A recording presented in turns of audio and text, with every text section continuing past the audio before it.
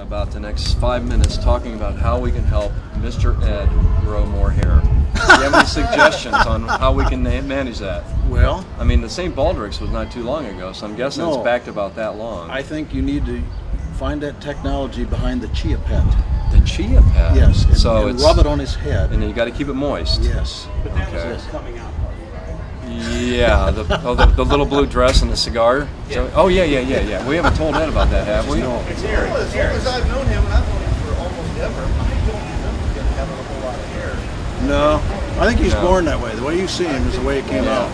So he's still basically a baby. Yes. We do love him. No, he's a Mr. great Ed. guy. He is. He's a great guy. He is one of my best but friends. Yes, but yeah, he. At least I say that when the camera's rolling. That's right. Truly that. I love him. We love you, Ed. Ed. We love you, Ed. Brian puts this on the YouTube. We're sorry. Sort of.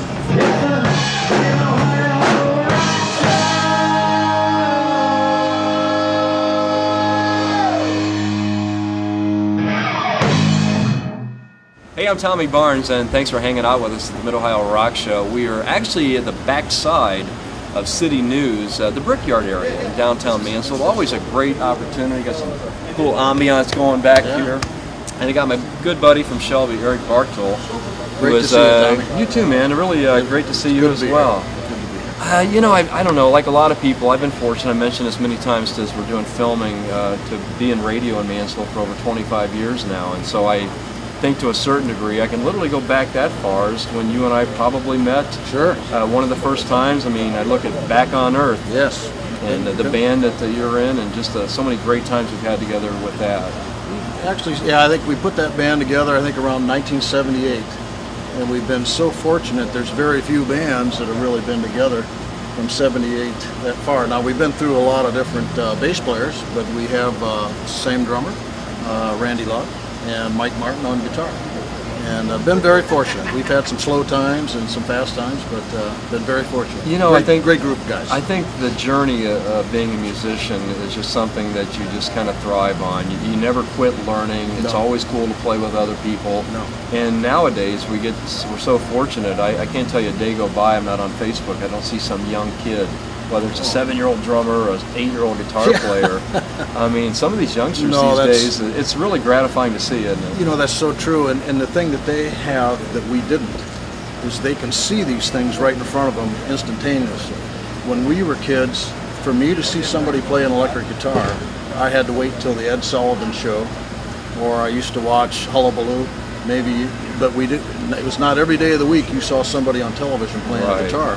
And if you wanted to learn something, you had to go to a music store and have like somebody teach you through lessons or through your buddies here. And I remember we used to go to the YMCA, they used to call it the Kaleidoscope in Mansfield, and we've seen some great bands. I saw Joe Walsh there with the James Gang, and saw some great players, but that's how we learned. You know, where the young kids today, I mean, they're great, but they have so much stimulus to learn from that we didn't.